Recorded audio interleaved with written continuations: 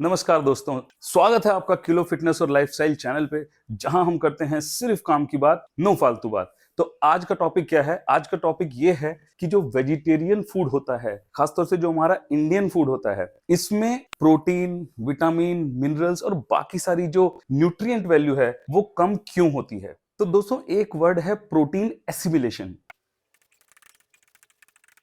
Protein assimilation का मतलब क्या है कि जो भी हम खाना अपना खा रहे हैं, जो भी फूड इनटेक कर रहे हैं, उसमें जो प्रोटीन है वो हमारी बॉडी ले नहीं पा रही है, एसिमिलेट नहीं कर पा रही है।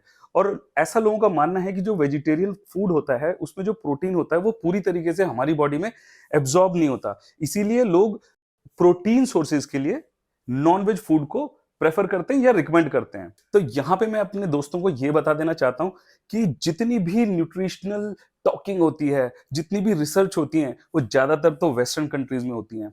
इंडिया में फूड के ऊपर, न्यूट्रिशन के ऊपर बहुत ही कम रिसर्चेस होती हैं।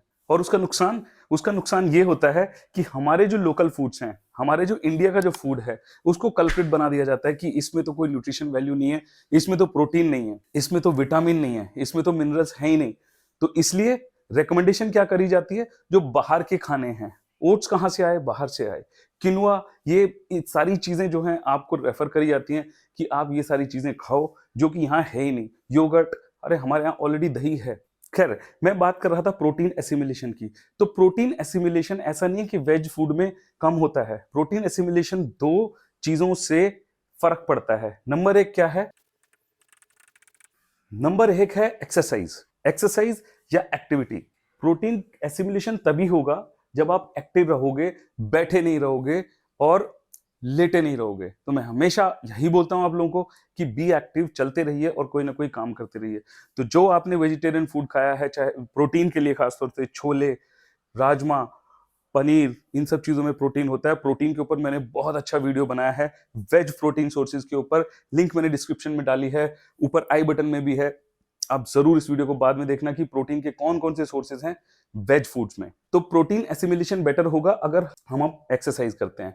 दूसरा, ये बहुत बेसिक चीजें हैं, अगर ये आप कंट्रोल कर लेंगे तो हमारा जो खाना है उससे हमें जो भी न्यूट्रिएंट्स लेने हैं, जो मिलने हैं, वो जरूर मिलेंगे। तो दूसरा पॉइंट है स्लीप। अगर आपकी नींद अच्छी नहीं है, नींद पूरी नहीं है, कम से कम 7 से 8 घंटे की नींद अगर आप दिन में नहीं ले रहे, या अगर आप रात में ना सो के दिन में सो रहे हैं, तो उससे बहुत फर्क पड़ता है। तो आप ध्यान रखिए कि आप अपनी नींद पूरी करें और एक्सरसाइज जरूर करें, तो प्रोटीन एसिमिलेशन होगा ही होगा। दूसरा एक पॉइंट मैं आपको और बता देना चाहता हूं, और वो है हमें जो खाना खाना है वो लोकल होना चाहिए।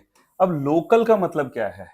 लोकल का मतलब यह है कि जो वो खाना, जो भी फूड, फ्रूट्स, वेजिटेबल्स, जो कुछ भी आ रहा है, वो आपके शहर के या गांव के विद इन 100 किलोमीटर की रेंज में होना चाहिए, तब हम उस खाने को लोकल बोल सकते हैं।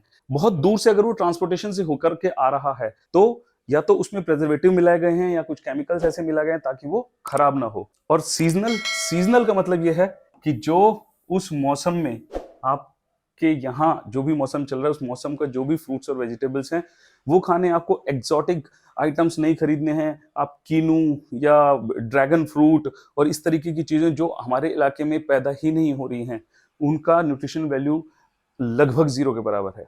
तो दोस्तों, अंग्रेजों के कहने पे ना जाएं कि इंडियन फूड में, स्पेशली वेज फूड में, तो कोई भी स्ट्रेंथ पावर नहीं है, ताकत ही नहीं है। जो हमारा लोकल फूड है उसमें सबसे सारी की सारी चीजें पाई जाती हैं। अब वो सारी की सारी चीजें, जिस चीज पे बहुत सारे यूट्यूबर्स इस चीज का दावा करते हैं कि आपको बॉइल्ड एग ही खाने हैं, या आपको बॉइल्ड चिकन ही खाना है, या आपको ये पर्टिकुलर सब्जियां और फ्रूट्स खाने हैं, ऐसा नहीं है।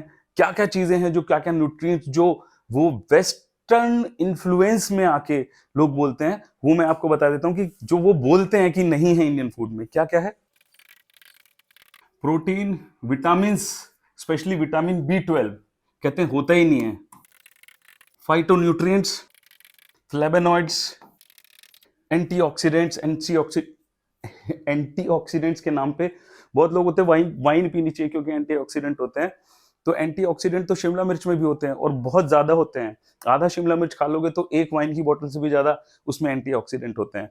तो इन चीजों पे ना जाएं, दिखाओं पे ना जाएं, ऐसे यूट्यूबर्स को फॉलो ना करें जो इस तरीके की बातें करते हैं। मेरे जैसे यूट्यूबर्स को फॉलो करें जो कि बिल्कुल देसी खाने के बारे में आपको बताते हैं कि हमारे भारत में इतनी सारी चीजें हैं कि अब तक वेस्टर्न जो न्यूट्रिशनिस्ट हैं वो तो रिसर्च ही नहीं कर पा रहे हैं कि हमारे भारत में इतनी सारी चीजें हैं। अब आप हल्दी को ही ले लीजिए, जैसे कि हल्दी के इतने गुण होते हैं, तो उन्होंने क्या कर रखा है वेस्टर्न कल्चर में, उसको टर्मरिक लाते के नाम से कैफे खुले हुए हैं। उनके जो हॉस्पिटल्स हैं उसमें जो हार्ट के पेशेंट हैं उनको टर्मरिक टर्मरिक लाते पिलाई जाती है। टर्मरिक लाते कुछ भी नहीं है, दूध में हल्दी मिला के जो पिला देते हैं उसका नाम टर्मरिक लाते है। तो भाई लोग, अंग्रेजों को तो पता ही नहीं है कि हमारी जो डाइट है, हमारा जो खाना है वो कितना डाइवर्स है। अरे असम, नागालैंड, मणिपुर से लेके ईस्ट में, वेस्ट में गुजरात तक, और नॉर्थ में जम्मू कश्मीर से लेके नीचे तमिलनाडु, कन्याकुमारी तक इतने तरीके के खाने हैं कि कभी जिंदगी में सोचे भी नहीं होंगे इन लोगों ने। और उन हर एक खाने में बहुत ज्यादा मात्रा में ये सारे फाइटोन्यूट्रिएंट्स, फ्लेवोनॉइड्स और एंटीऑक्सीडेंट्स जो अंग्रेजों की बातें करते हैं वो हमारे खाने में भरपूर मात्रा में है। तो मैं जैसा हमेशा कहता हूं, अगर हमें अपने खाने से न्यूट्रिएंट वैल्यू को एक्सट्रैक्ट करना है तो सिर्फ दो चीजें करिए आप मेरे कहने से। क्या क्या? जो मैं पहले बता चुका हूं, स्लीप और एक्टिविटी। और तीसरा एक और है, ड्रिंक मोर वाटर। प्रोटीन का एसिमिलेशन और बढ़ाने के लिए आपको एक ही तरह की दाल मत खाओ, अलग अलग किस्म की दालें खाइए, अलग अलग किस्म के मिलेट्स खाइए। और राजमा, छोले, इनमें चावल जब ऐड करते हैं तो वो एक बहुत ही अच्छा कॉम्बिनेशन बन जाता है। हमारा प्रोटीन और कार्बोहाइड्रेट्स का जो मिक्सचर होता है वो हमारी बॉडी के लिए बहुत बेहतरीन होता है। उसके अलावा बहुत सारी वैरायटी हैं दालों की, मूंग, उड़द, कुलित, चना, गोवा बीन्स, नवरंगी दाल, अरे यार बहुत सारी हैं, मैं तो नाम भी नहीं गिना पाऊंगा, इतनी सारी दालें हमारे कंट्री में हैं। उसके अलावा दाल और राइस, दाल और रोटी का कॉम्बिनेशन दही के साथ, और उसके अलावा गुड़, देसी घी और हल्दी, ये सारी बेसिक बेसिक चीजें हैं जो हमें जरूर अपने खाने में लेनी चाहिए और एसिमिलेशन न्यूट्रिएंट का बेहतरीन होगा। उम्मीद है आपको वीडियो जरूर पसंद आया होगा, और अगर वीडियो आपको पसंद आया है तो वीडियो को लाइक करें, शेयर करें, और चैनल को अगर अभी तक भी सब्सक्राइब नहीं करा भाइयों और बहनों तो कृपया करके चैनल को सब्सक्राइब कर लीजिए। धन्यवाद।